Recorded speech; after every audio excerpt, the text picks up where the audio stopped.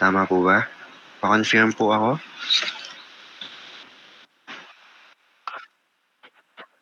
Okay, sige. So, for today, this will be our last topic. So, if matapos natin to ngayon, wala na tayong klase next meeting kahit hindi na tayo mag-meet. Ano? Okay, so start na tayo. So, for today, continuation of our topic 3, which is solar thermal systems for heating and economics of solar power system. So meaning dito sa solar thermal systems for heating, further explanation ng types ng ating CSP systems. Then for economics of solar power systems, edi yung economics, more on sa pricings. Okay? So starting off with our topic, types of CSP plants. Again, ano yung mga types of CSP plants natin? We have parabolic throw, solar towers, parabolic dishes, and LFR. Or ang LFR, also known as linear Fresnel reflector. So dito muna tayo sa parabolic throw. Parabolic throw power plant. So solar fields that use throw systems or shaped like a giant U that are connected in long lines. Wait lang. Capture the sun's energy with a parabolic mirrors tracking the sun's movement throughout the day. So when the sun's heat is reflected off the mirror, the curved shape sends most of the reflected heat onto the receiver pipe that is filled with a specific heat transfer fluid. So the thermal energy from the heated fluid generates steam to drive a conventional steam turbine. So once the fluid transfers its heat, it is recirculated into the system for reuse. So steam is also cooled, condensed, and reused in the steam cycle. Heated fluid in throw systems can also provide heat to thermal storage systems, which can be used to generate electricity at times when the sun is not shining. So again, may video naman tayo na panood kahapon, kung paano gumagana ang ating parabolic throws. So ito example image for our parabolic throw and yung concept kung paano siya gumagana. Again, we have a set of parabolic shape mirrors kung saan sa taas nila or sa gitna nila meron tayong mga pipes dyan. And sa loob ng pipes na yon, nandun ang ating mga receiver. Okay? Kung saan yung receiver natin dito, it can either be molten salt or oils. So ang most commonly used natin na fluid or heat transfer fluid dito is oil and molten salt. Yun yung mga pinaka-common. Then once na nakapasok dito sila sa receiver natin, the sun's light is being reflected by the mirrors onto the receiver. At once na na-hit yan, dadaloy na yan papunta sa ating heat exchanger.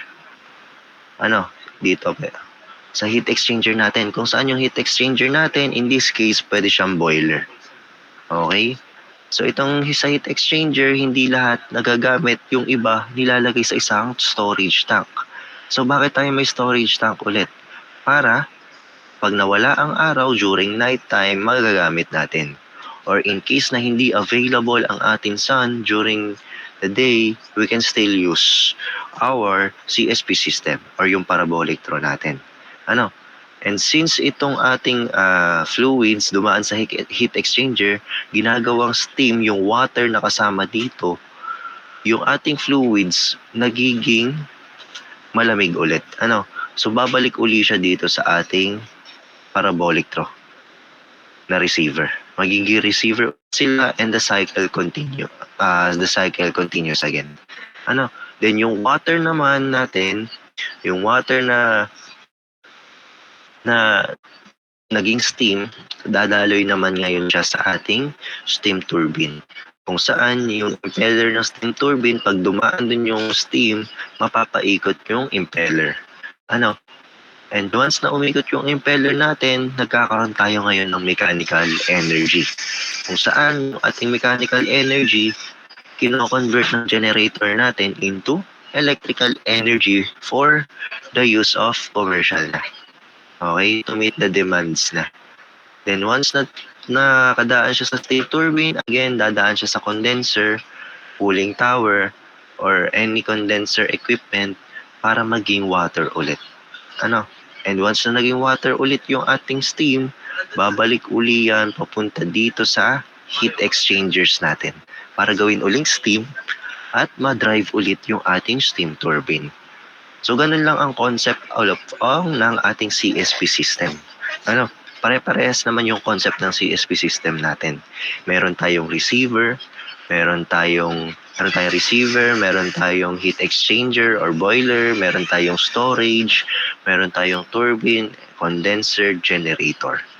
Ano, pare-pares lang. Ang pinagkaiba lang nila ulit is yung mga mirrors nila, yung design of mirrors, design of receiver. Okay? Pero yung concept, same lang. Now, the efficiency of a solar thermal power plant is the product of the collector field and steam cycle efficiency. So the collector efficiency depends on the sunlight, independence angle, and the temperature in the absorber tube, and can reach values up to 75%.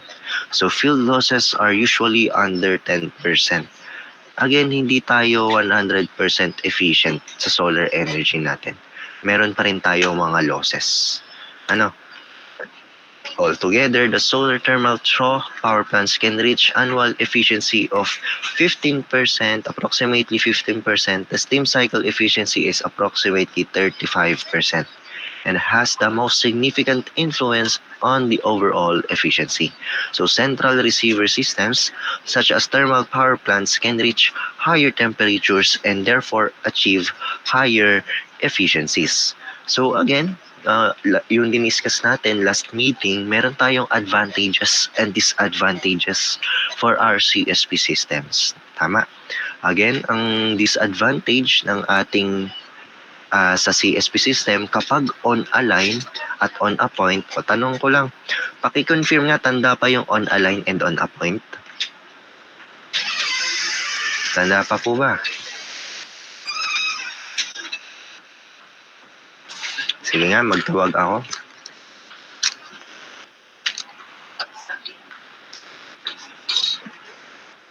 Mr. Legaspi.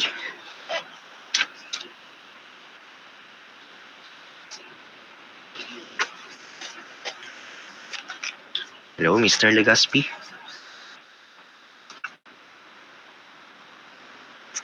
Mark Legaspi. Ay, nawala na.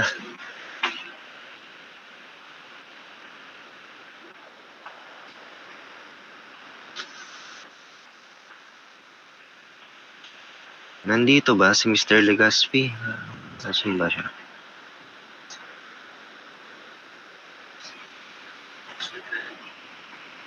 Nandito siya.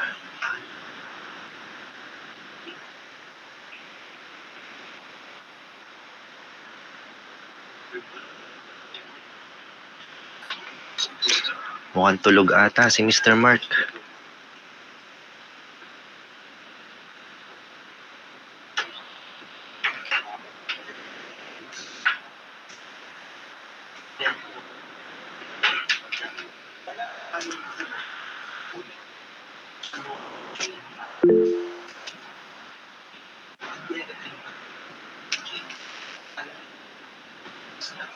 Yes, Mr. Estoliano. Sir, ang pagkagets ko po, sir, pag on-align po, parang perpendicular po yung surface ng solar panel sa araw po. Tapos parang nagke-create po ng straight line papunta sa araw. Kapag on a point naman po, tulad po nung kanina, parang sa parabolic po, i-concentrate po yung araw po sa isang point po. Okay. Okay, so ganito yun. So correct naman yun. Kapag on-align, ito, as an example, si parabolic throw, kapag on-align, parallel yung receiver niya dito sa ating mirrors. Ibig sabihin, from the word line itself, yung linyang to, yun yung pinapainit ng ating mga mirrors. So yun yung on-align. When it comes to an on-a-point naman, for example, ito, yung tower natin, itong mga mirrors natin na to, kapag inireflect yung sun, dito lang yung receiver natin. Ito lang yung pinapainit ng ating mirrors. So from the word point, ito lang yung point of point of concentration. Dito lang yung nakatutok ang mga mirrors natin. So yun lang yung pagkakaiba again ng on a point and on a line. Okay?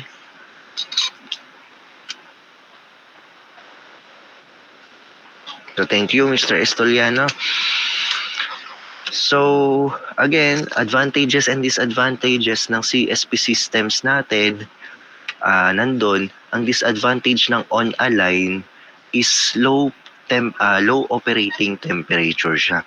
So ibig sabihin kung i-compare natin sa mga on a point, ang on a point katulad nitong solar towers, ito kung i-compare natin to, mas mataas yung temperature na nare-receive niya dito, yung nako-concentrate dito rather compared dito sa ating on-align.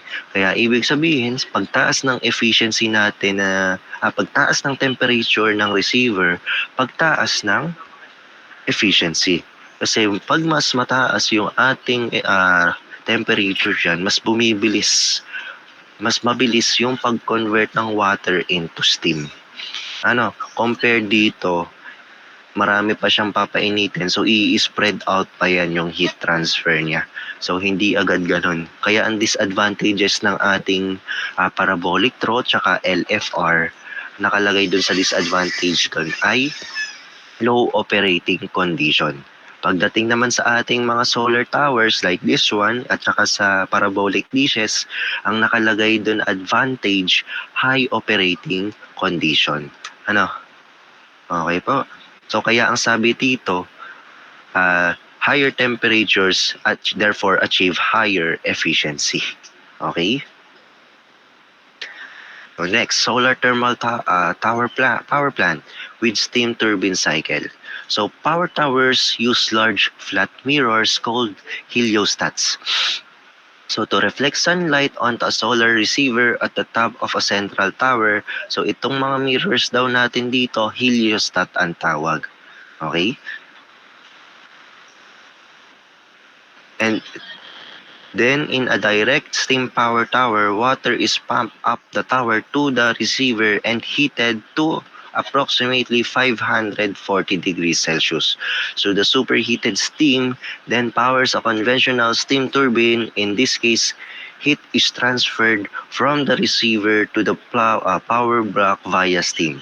Some power towers use molten salt instead of water and steam, and hot molten salt can be used immediately to generate steam and then electricity by means of steam turbine driving an electric generator, or it can also be stored and used later.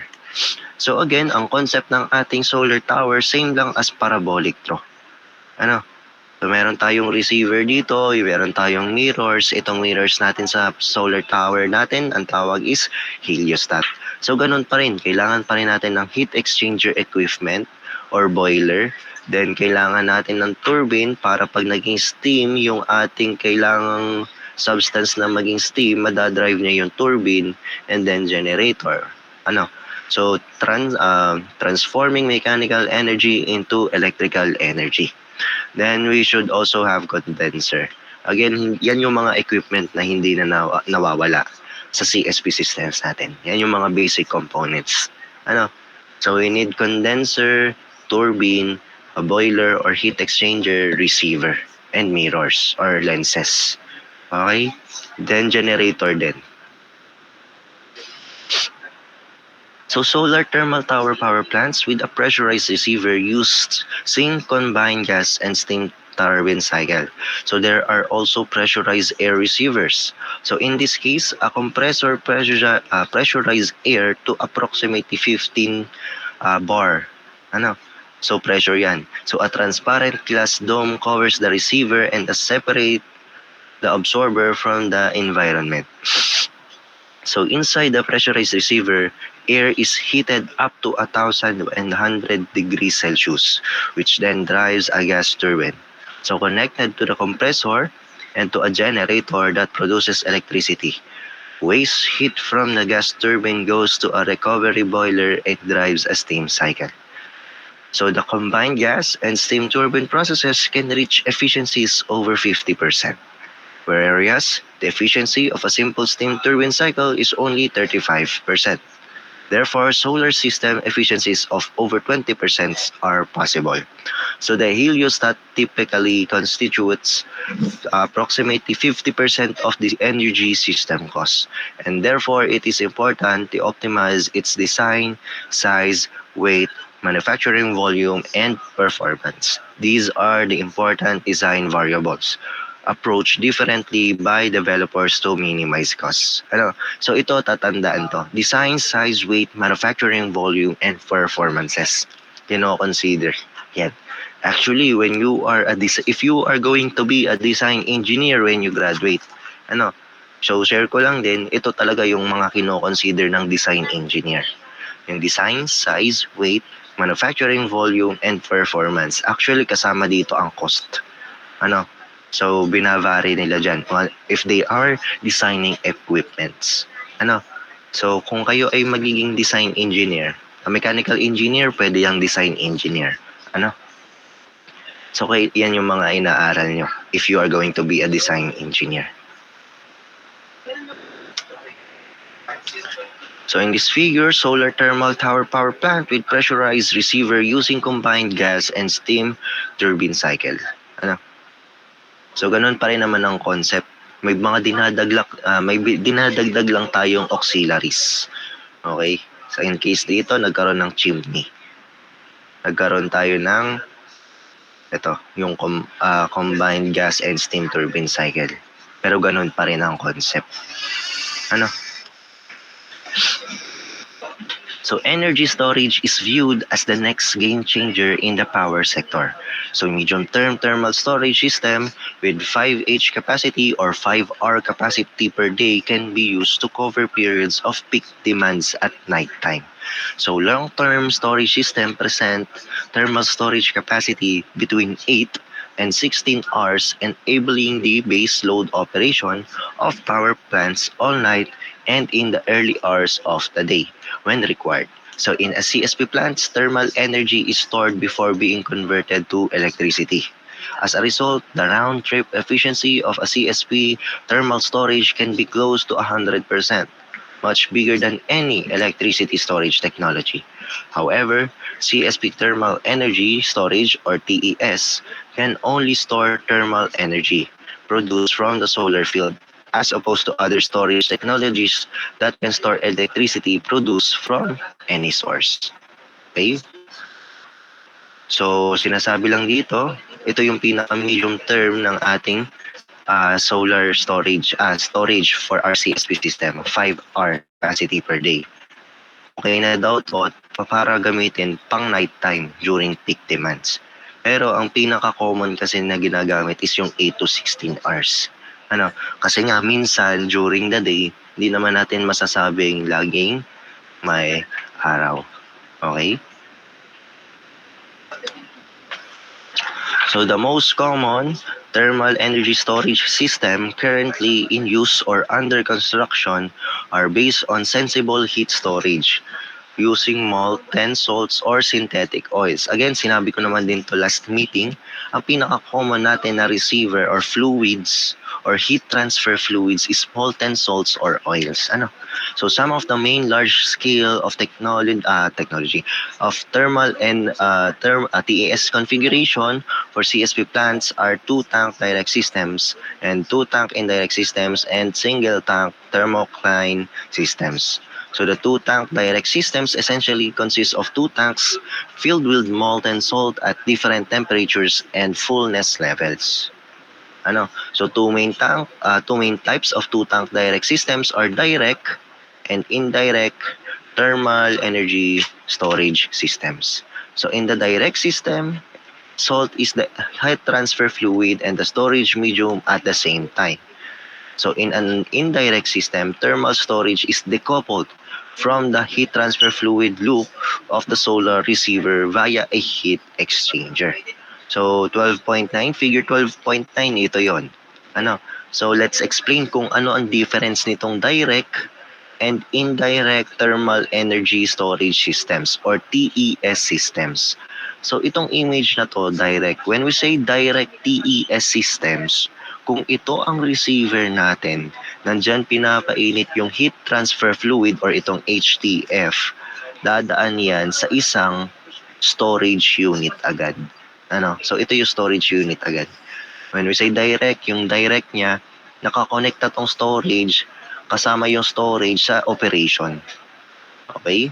So receiver daan sa storage, mag-i-store ng some quantity of HTF or heat transfer fluid, then dadaan agad sa ating boiler.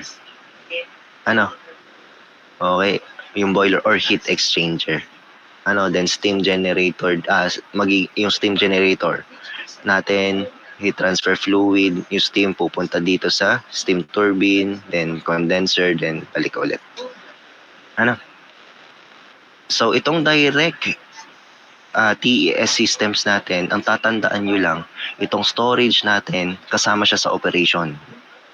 Itong receiver, dadaan sa storage, then diretso dito sa heat exchanger. So yun yung direct. Ang indirect naman, itong indirect TES system naman, example ito. Excuse me. Sorry. So ang indirect naman, hanapin lang natin yung storage tank natin. Ito, di ba? Ito yung storage tank natin. Itong hot salt tank, cold salt tank. So ito yung ating mirrors and yung ating receiver. So nandito yung heat transfer fluid natin. So itong heat transfer fluid natin, once na napainit, dadaan yan sa dalawang cross-sectional pipes. So yung isa pupunta dito, yung iba pupunta dito sa storage tank. Then yung iba diretso dito papunta agad sa boiler. So kung mapapansin nyo, itong storage tank natin, hindi siya nadaanan yung papunta dito sa ating boiler. Unlike dito sa direct, dumaan siya sa storage, then yung storage, inilabas yun papunta sa heat exchanger natin. Dito, may separate pipe. Magkahiwalay ang ating storage tank tsaka heat exchanger. So yun lang yung pinagkaiba ng direct and indirect TES system. Okay? Kung saan nakapwesto yung storage tank natin. So single tank thermocline system stores thermal energy in a solid medium, most commonly silica sand, located in a single tank at any time during operation. So a portion of the medium is at high temperature and a portion is at low temperature. So the hot and cold temperature regions are separated by a temperature gradient or thermocline. So a high temperature heat transfer fluid flows into the top of the thermocline, exiting at the bottom at a low temperature. So this process moves the thermocline downward and adds thermal energy to be stored in the system. So reversing the flow moves the thermocline upward and removes the thermal energy from the system, which can be used to generate steam and electricity. So buoyancy effects create the thermal stratification of the fluid within the tank, which helps stabilize and maintain the thermocline. So for your reference, ito ang ating gagamiting image. So sa image letter A, we have the installation scheme of a parabolic throw power plant with a single tank storage system. So when we say single storage tank, edi isa lang yung ating storage. So letter B, single tank thermocline thermal energy storage system. So ganito yung concept ng ating storage tank dito sa thermocline system. So high temperature dito sa taas, then meron tayong gradient dito sa gitna which is separating the high temperature and the low temperature fluid. Okay? So ganun yung concept ng storage tank natin dito sa thermocline system. Okay? Wait lang .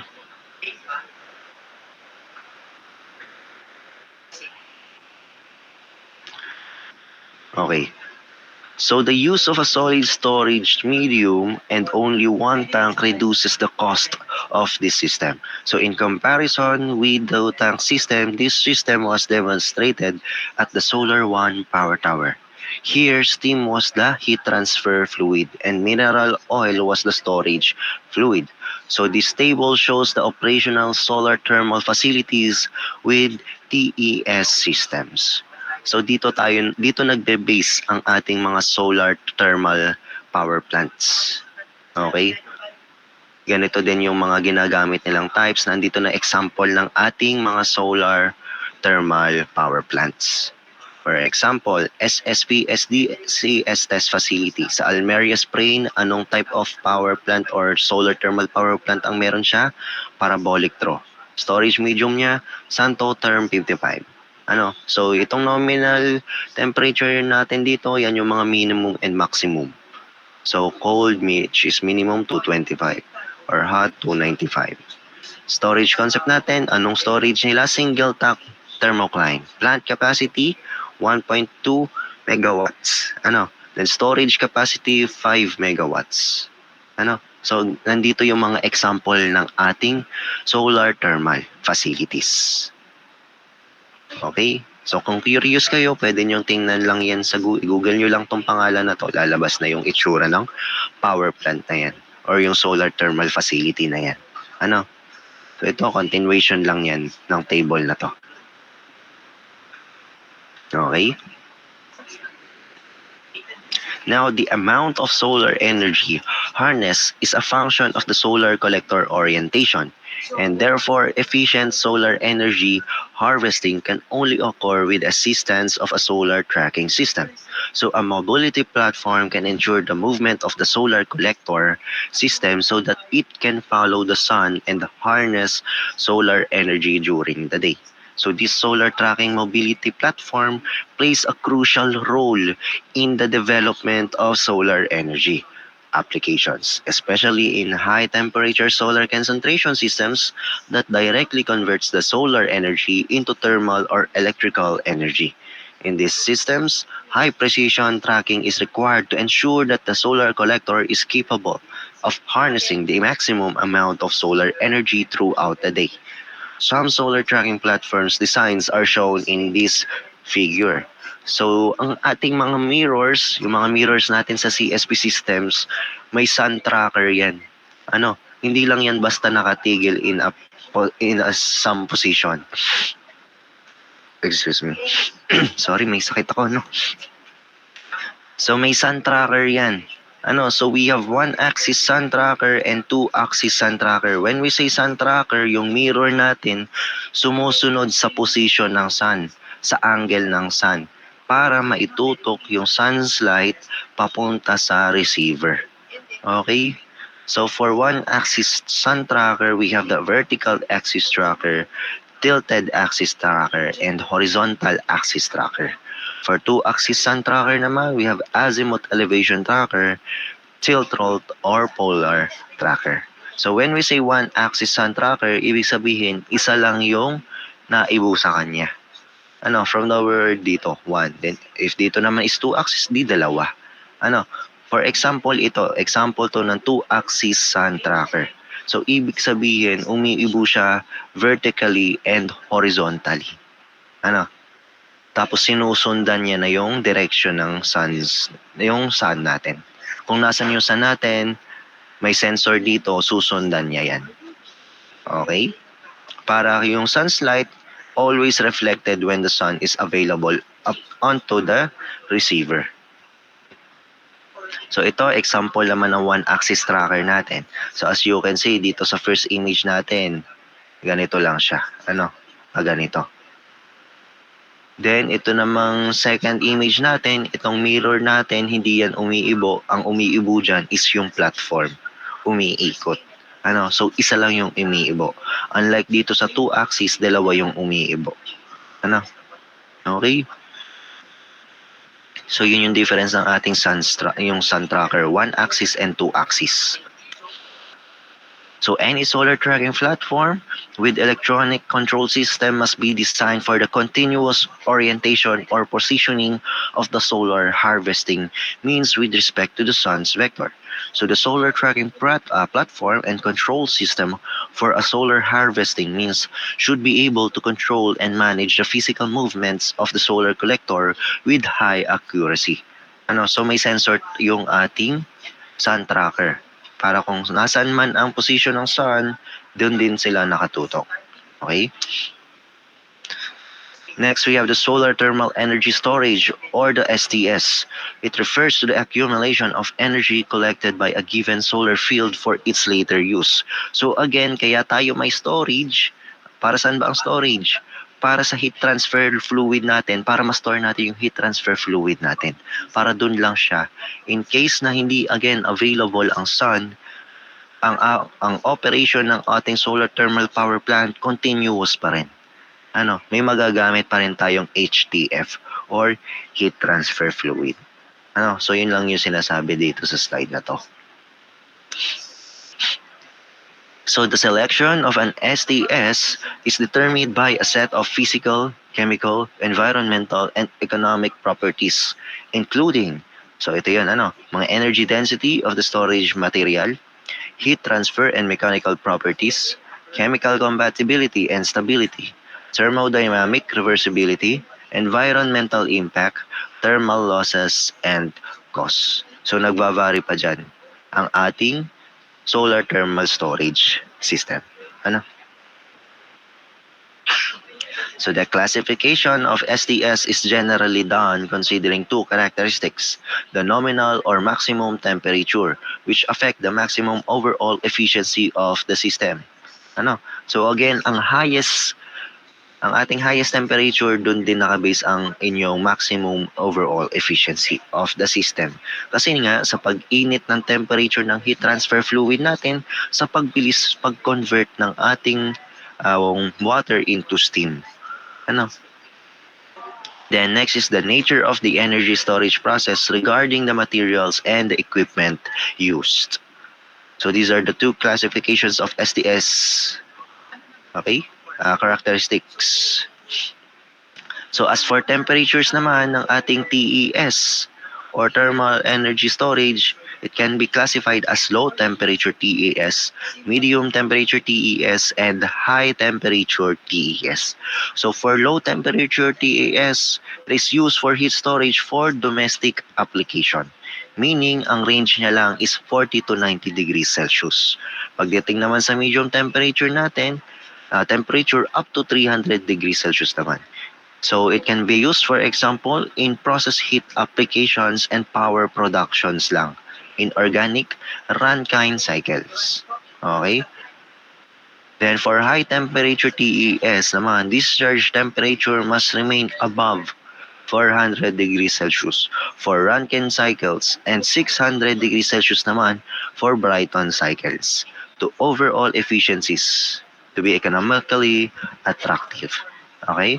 So again, itong Rankine at Brighton na yan, ang types ng CSP systems natin dyan, nakabase ang CSP systems natin sa Rankine and Brighton ay ang mga parabolic dishes, LFR, and solar tower. Mali pala. Parabolic throw, then solar tower and the LFR. Ang parabolic dishes nga pala is nakabase sa Stirling engine. So for Rankine and Brighton, ang nakabase dyan ay parabolic throw, solar tower, and LFR or linear Fresnel reflector. Okay? Then again, for Stirling engine, dun yung parabolic dishes. So thus not only the solar field collector should ensure high output temperatures, but also the heat transfer fluid and storage materials should interact such that energy losses during the various heat transfer processes are minimized and their working life guaranteed. Shown in these tables summarize the temperature range achieved and sought to be achieved by several solar field technology. Okay? So nandito din ang ating reference when using this different kind of CSP system. So for parabolic throw, ayan, nandiyan yung reference natin. 290 to 550, 290 to 390. Ano? And so on. Nandiyan yung volumetric receiver, dish. Oh, ang dish, again, parabolic dish, nakabase siya sa Stirling engine. Linear Fresnel, nandiyan yung base natin for temperatures. Okay?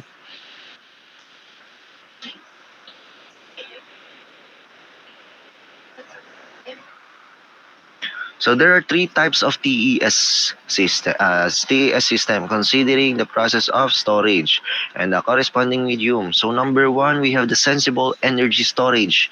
So it consists in the increase through heat transfer of the kinetic energy of the molecules of the storage medium, which translate in the temperature increase. So molten salt, synthetic oils, concrete, packed bed, or pressurized water ang gamit natin. Ang ini-store natin dito. For latent energy storage naman, makes use of the enthalpy difference of a given substance between two physical states of phases. The use of phase change materials or PCMs is the characteristics of the storage type provides a review on the PCMs for the TES. Now for thermochemical storage, it relies on reversible endothermic chemical reaction fostered by the addition or retrieval of energy to or from a substance. Okay? So ito yung tatlo nating types of TES considering the process of storage and corresponding medium. So storage media that are allowed or forced to flow, for example, through pipes or heat exchanger, are considered active storage system. Ano? When storage medium are confined permanently in a tank or container, the system is considered passive, or also known as regenerators. So in general, heat transfer fluids do not store significant volumes of energy, nor they produce work. They only carry the energy from one element of the plant to the next. This is the case of mineral or synthetic oils that circulate through the parabolic through circulation. In some cases, heat transfer fluid works as a storage material, as shown below for molten salts. So working fluids, such as water or steam, can in certain cases be used to collect and store the bulk of the energy stored. So heat transfer fluid connects thermally the storage with the rest of the plant, namely the solar field and the power block. So regarding the topology of the system, one or more tanks can be used to store the medium. Being common, the single tank system, also known as thermocline tank, due to the temperature distribution in the volume arising from the density difference, and the two tank systems, where the medium flows from one tank to the other as the charge and discharge take place. So alternative configurations have been proposed, such as the split tank and the cascade tank arrangement, which, because of the additional complexity, enjoy currently a marginal penetration. Ano? So the decision of providing a solar plant with a storage system responds almost completely to economical criteria.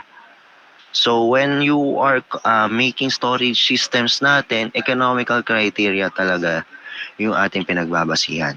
In exceptional cases, flexibility of operation and base loads need will influence the final design of the plant. But sizing of the storage will also be determined by a process of cost optimization. So actually sa lahat naman ng pagde-design ng planta, ano, meron tayong mga sizing, determining the process, yung mga cost natin, binabase talaga yan sa paggagawa ng planta. Sa PPD, feeling ko naman sa PPD, i-discuss when paggagawa ng planta, no? Kung ano yung mga kailangan nating i-consider. Siguro dun i-discuss sa inyo yan. Further explanation nandun. So for solar plants, without storage and without external inputs of conventional energy, such as natural gas, the levelized cost of energy is a function of the capital investment and the operating cost revenues. So investments may take place in a different instance of the life of the plant, but a great share will take place during the construction of the plant. Actually, itong slide na to, pang PPD na to eh. Itong tatlong slide na to, pang PPD na to. Designing na of power plant na to eh.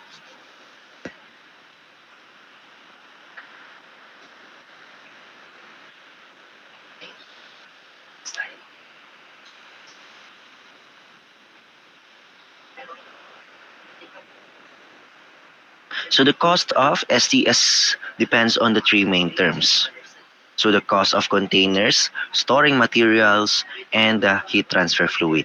Then we also have the cost required for heat exchangers and then the cost of the space that the STS occupies.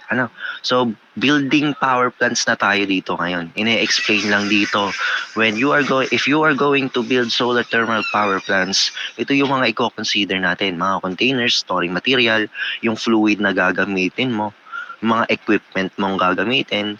Actually, hindi lang dapat to heat exchanger, dapat nandyan yung mga, well, actually, condenser, heat exchanger naman yun. Boiler, tama pa rin naman pala. So, the cost of space, ito yung area.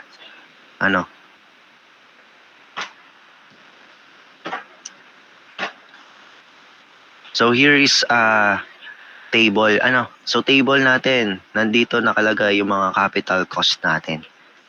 Okay, when using these kinds of materials. So, type natin, sensible. Configuration, anong storage mo? 2 tank. Sa storage material, anong mga nakastore dyan? Dito, molten salt. Same as sa heat transfer fluid, same as storage material. Then, maximum temperature mo dito.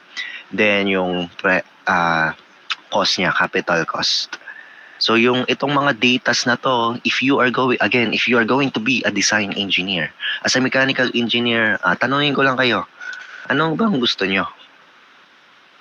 Pag-graduate nyo, anong trabaho ang gusto nyo as a mechanical engineer? Design po. Ano yun?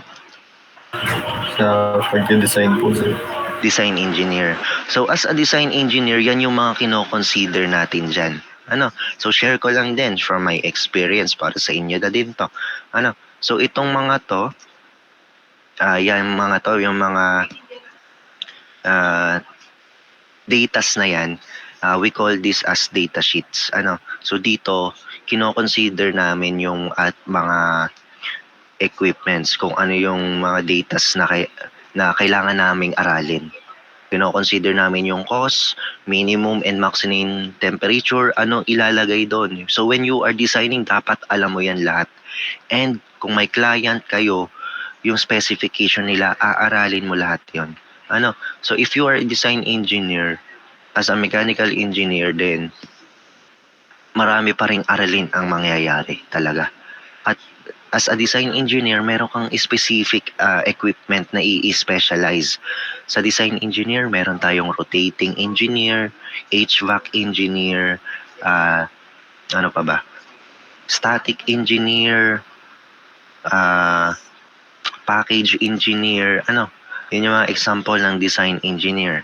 So lahat ng inaaral nyo din talaga dito sa ating mga subjects sa BSU, gamit na gamit din siya talaga if you are going to be a design engineer. For example, if you are going to be a rotating engineer or a design rotating engineer, ang gamit na gamit ng equipment or yung inaral natin is yung mga pumps. Yung mga formula sa pumps, gamit din yun. Andun din yung mga ANSI, ASME. So yun yung mga example. So ito example ng datas, yung mga kino-consider if you are going to be a design engineer. Yan yung mga inaaral pa.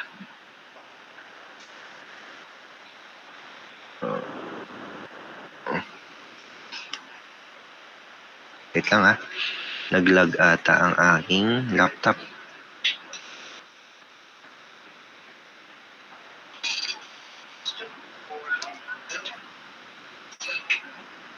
Okay yan. So what storage makes possible is mainly to increase the flexibility of the plant and to run the equipment for longer hours at the nominal operating point.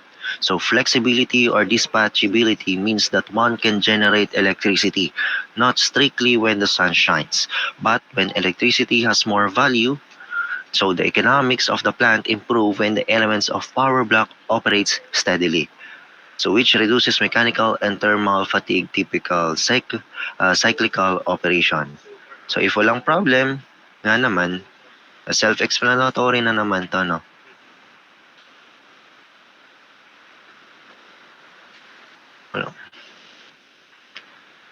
So yun lang, hanggang dun lang yung topic natin for our midterms. So any questions po?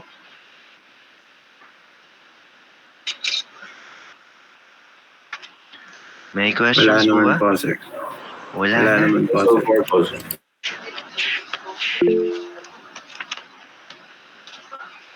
Wait lang. Sir, may question po pala ako. Yes po. Sa exam po, ano pong possible maging type po ng exam? Essay po ba or multiple choice po? Ganun po. Masasabi ko pa lang, di pa naman kasi ako nakakagawa. Ano? So, expect nyo may essay and expect nyo may terms. Okay? Okay po, sir. Thank you po. Si Mr. Legaspi Mark, nandyan pa?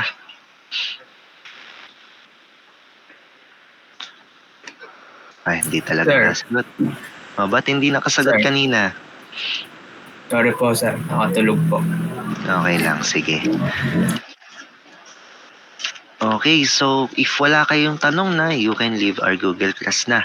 Ano, so ipopost ko na ang inyong last topic sa inyong Google Class. Okay?